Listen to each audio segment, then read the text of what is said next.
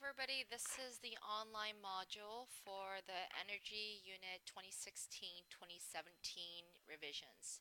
If you look at the information packet PowerPoint and go to this page, Energy Unit Revision Highlights, the first bullet will take you to the link of the new unit. Overall, there aren't too many changes that have been made. A few key changes are listed here, and I am going to go through all of them in greater depth.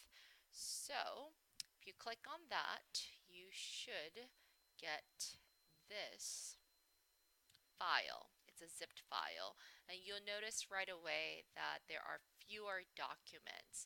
The documents have been consolidated into the engineering design process phases of ask, imagine, plan and create, and improve. So the intro page has a few additions as well. So the formatting has changed, and the Unix sequence calendar overview has been added, and the driving question, the problem has changed, and the cross-cutting concepts have been added throughout the unit.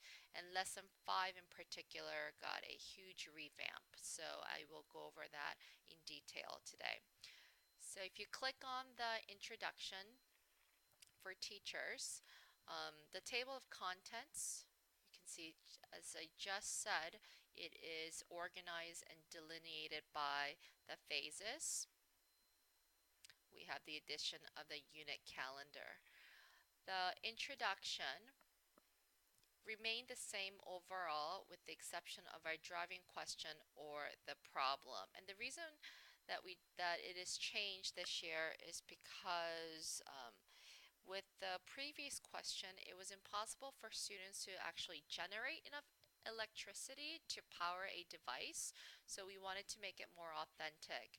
So in the event that your home loses electrical power, how would you, as an engineer, design and construct a device that can generate as much electricity as possible for your family? And the first lesson of the unit addresses that and even looks back at derecho of 2012 and see how they might handle that situation, how it may impact them. So get them thinking and then lead them to designing a wind turbine and the blades. So that will be an inquiry based instruction like before. So if you look at the intro a little further, here's a cross-cutting concepts. There are 7 of them generated by the next generation science standards. In this unit, we're only focusing on cause and effect. And naturally, students will make relational connections, patterns, relationships between patterns, scales, proportion, quantity, all of the above, and we can make a connection to them all, but we focus only on cause and effect so that we can delve deeper and really encourage deeper learning of that cross-cutting concepts that's both applicable in science and engineering. And throughout the unit, there will be a small green shaded box giving you some prompts and talking points. So the cause and effect has 3 main points, and these are the 3 main points. And I'll give you a minute to read them.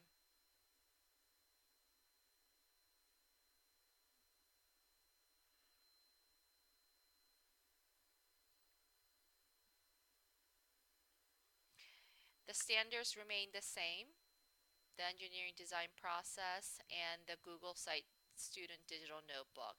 That is up to you whether you want to do this year or not. If you do, we will give you support, but we're not pushing the digital student notebook because of availability that varies between school to school, from school to school.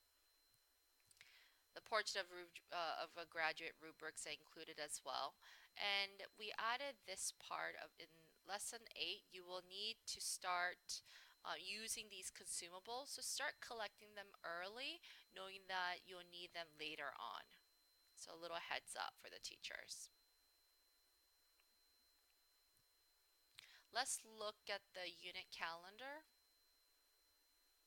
This is just a draft form, and you feel free to edit as you see fit.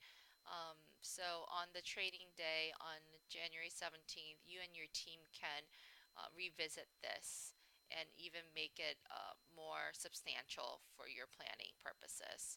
But this is a good way to look at the sequence of the lessons from day 1 to all the way to day 20.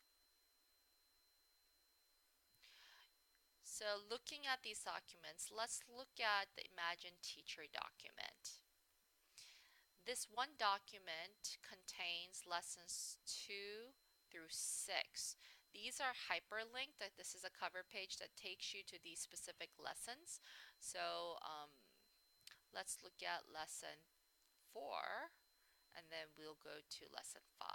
So all you have to do is control click to take you straight to lesson 4.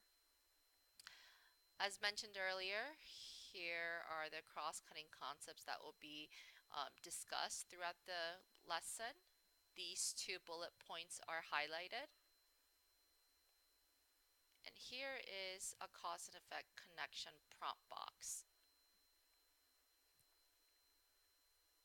And the goal is for you to help students make those connections, that every cause has an effect and every effect has a cause.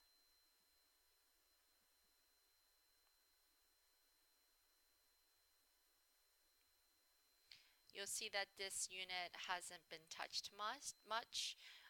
There are, for clarity and simplicity's sake, there are edits throughout the unit, but you may not notice them since they are minor.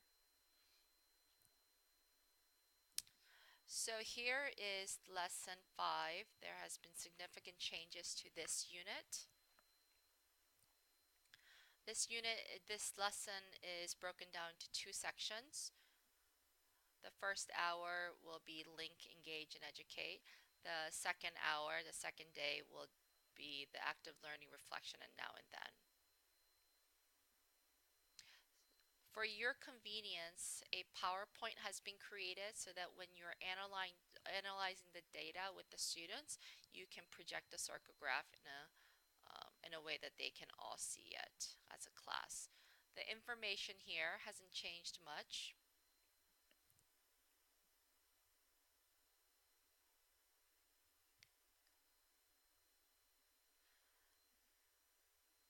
So in this lesson, students will be looking at the total electricity generation for the US. So where are we, what are the energy sources that we are using as a country? So in the link, students will look at the data from 1984. And the major energy sources are fossil fuel, nuclear, which is uranium derived, hydroelectricity, geothermal, wind, solar, tide, wave, and fuel cell, and biomass and waste. So I also added a little note here of what wave and tide energy sources are and the fuel cell energy sources. So you have a little more background information that you can also share with students. So the goal is to look at this data, which there's a PowerPoint of that you can project on a larger screen, and have students talk about the changes by decades. And they should notice that nuclear energy is growing slightly. Hydroelectricity is decreasing, perhaps, and we are seeing a slight, very modest increases in the wind, solar, tide, fuel cell, and biomass waste.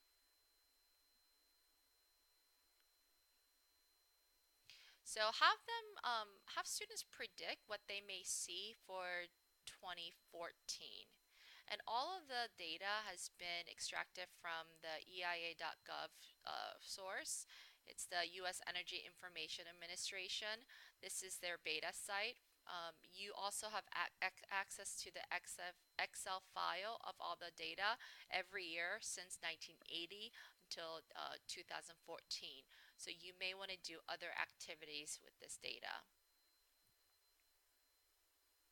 So the active learning part is actually looking at the 2014 data. This is a heavy math focused lesson. So you'll have students look at this and talk about what they notice. Is their prediction correct? They should notice that our renewable sources are increasing, but there's still a heavy reliance on fossil fuels. And as a class, you can go through completing this chart. These are the billion kilowatt hours. That's how we measure electricity in the US. Have them round to the nearest ones digit, do the fractions, and come up with a percentage, and classify whether they're renewable or non-renewable. After you complete the chart, and the answers are in red for your convenience, student pages don't have the answers filled in for obvious reasons. After they do that, you're going to have students create another chart circle graph just with the consolidated renewable and non-renewable energy sources. So then they should have only two parts to the chart. And what it should look like is this little part right here should be non-renewable, one color, and all of the rest should be, um, all of this should be non-renewable. This right here is renewable energy. So the next day, students will make a prediction about Canada, considering how we have similar GDP and neighbors geographically. We share some similarities, but as you notice, there's a huge difference in the Canadian electricity generation. There's a heavy reliance on hydroelectricity, while fossil fuel and nuclear are a smaller fraction.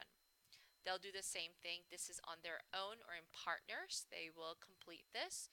They'll also make another simplified graph of renewable and non-renewable. So for Canada, from green biomass all the way to all of this will be considered renewable sources, whereas these two are considered non-renewable sources.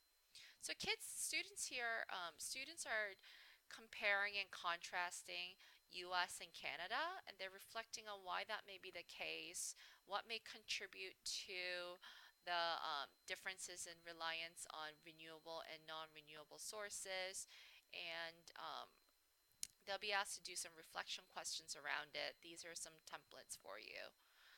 So you're no longer comparing Virginia production versus U.S. consumption data, and there's an opportunity for you to do a lot of enrichment activities with this because you have the website from which the data was collected. So that's a huge difference in this year's unit. And I hope that you find the format a little bit simpler so you can go straight to, let's say, lesson 3, and you'll also see it's in this same format. Here's an inclusion of cause and effect connections. Please know this is not comprehensive. You'll find a lot more connections throughout the unit, and please be sure to add them and highlight them in your class discussions. If you have any questions, please give me a call or shoot me an email, and I'd be happy to go over the different components with you. But I think those are the significant changes overall to the unit, and I also have we also have a folder here where you can add whatever it is that you create for others and share with others. So I encourage you to do that, especially because you have done this before. All right, thank you so much and have a great day.